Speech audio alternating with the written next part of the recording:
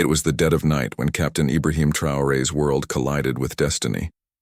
The wind howled across the vast, unforgiving desert of Burkina Faso, carrying with it whispers of a plane that wasn't supposed to be there. The air, thick, with dust and mystery, seemed to hold its breath as the dark silhouette of an unmarked aircraft cut through the night sky. Ibrahim, standing alone at the edge of a dusty airstrip, could feel it in his bones. Something was coming, something that would change everything. For Ibrahim, the weight of the desert was as familiar as his own skin.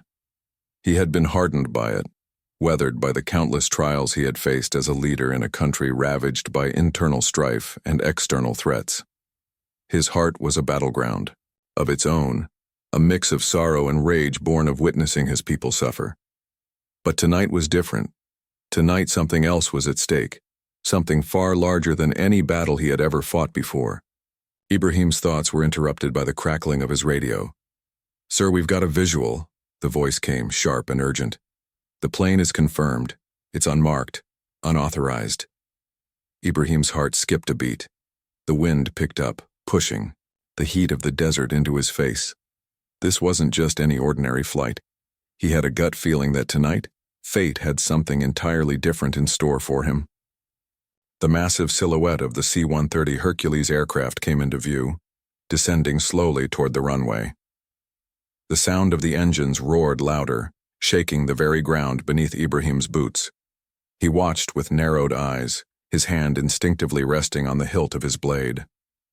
The plane touched down, its wheels screeching against the tarmac, but it wasn't the landing that caught his attention. It was the cargo. As the cargo doors of the plane opened, Ibrahim's breath caught in his throat. There, in the dim light of the desert night, the figures of soldiers began unloading suitcases, 17 of them. Ibrahim's eyes lingered on the heavy, metallic shine of each case as they were unloaded with military precision. There was something about them that felt wrong. The weight of each suitcase, the way they were being handled. He could smell it. The scent of gold, of something precious and forbidden. Ibrahim stepped forward, his boots crunching in the sand. "What's in those suitcases?" he asked, his voice low and steady, his eyes fixed on the cargo. The officer in charge of the unloading motioned to one of the bags. "Gold, sir. It's a load of gold," the officer said, his voice barely more than a whisper. Gold. Stolen. Smuggled. Manipulated. It didn't matter. It was meant to be a bribe, a way to control his country. Ibrahim's mind raced as his fingers curled into fists. This was no simple smuggling operation. This was a move to undermine the very soul of his people, a ploy to keep Burkina Faso in chains. The plane had not come with just any gold. It had come to fuel the forces trying to destroy his homeland, to ensure that the struggle for freedom would never end. But just as Ibrahim was about to issue the command to seize the gold, a figure emerged from the shadows. A man he had not seen in years. His old friend, his comrade in arms, Lieutenant Colonel Sori. But this was no reunion. The look in Sori's eyes was enough to send a chill down Ibrahim's spine. Something was wrong. His friend, once a brother in arms, was now standing in front of him, his face hard, his jaw clenched. "Sori," Ibrahim said, his voice cold. "What are you doing here?" The lieutenant colonel did not answer at first, his gaze shifting between the soldiers unloading the gold and Ibrahim. Finally he spoke, his voice heavy with regret. "I didn't want it to come to this, Ibrahim. But the gold, it's not just for the extremists. It's for something much larger." A knot tightened in Ibrahim's chest. The air between them felt electric, thick with tension.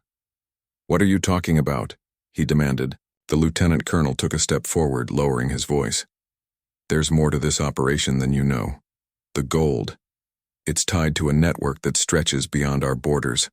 Global interests, Ibrahim. Powerful people. You've stepped into something much bigger than this country. And they don't take kindly to people who stand in their way." Ibrahim felt his stomach turn. Betrayal. His old friend, his closest ally, was now part of a web of corruption that spanned continents. The realization hit him like a wave, crashing over his resolve. The battle wasn't just against terrorists or extremists anymore. It was against the very system that fed off the suffering of the world, a system that used money, power, and influence to keep people like him under its thumb. The next few moments felt like hours. Ibrahim's heart pounded as he faced Sori, the man who had once been his closest friend, now standing before him as a betrayer. But Ibrahim couldn't afford to show weakness. He couldn't afford to hesitate. "Sorry," he said, his voice steady despite the storm of emotions inside him. "You've chosen your side. Now I will choose mine." He turned to his men, his eyes never leaving Sori's. "Take him into custody." Sori's eyes flickered with something, regret, perhaps, or fear. But it was too late. The betrayal had already been made, and there was no turning back. Ibrahim knew that the battle ahead would not just be one of violence and bloodshed. It would be a battle for the soul of his country, for the future of his people. As Sori was led away in handcuffs, Ibrahim stood alone, the weight of the gold pressing down on him like an anchor. This wasn't just about intercepting a plane. It was about confronting the system that had controlled Burkina Faso for so long, a system that thrived on corruption and manipulation, and Ibrahim was done playing by its rules. The investigation into the gold began, but what Ibrahim uncovered shocked him to his core. The gold was just the tip of the iceberg.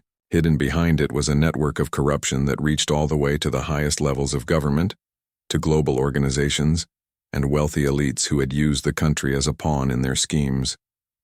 The betrayal cut deep, but it was also the spark Ibrahim needed. He knew what he had to do. He would take the fight directly to the heart of the enemy, no matter the cost. He gathered his most trusted men and began planning an operation that would not just expose the conspiracy, but destroy it.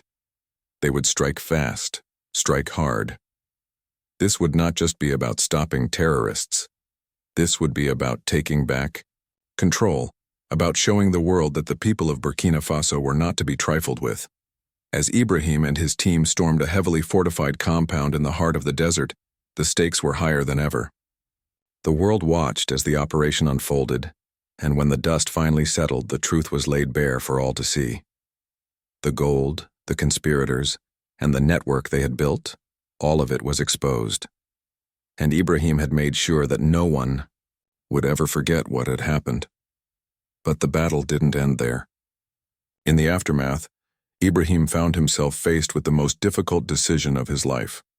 With the conspiracy dismantled and his country's future secured for the moment, he had to come to terms with the loss of his friend, the betrayal that had nearly destroyed him.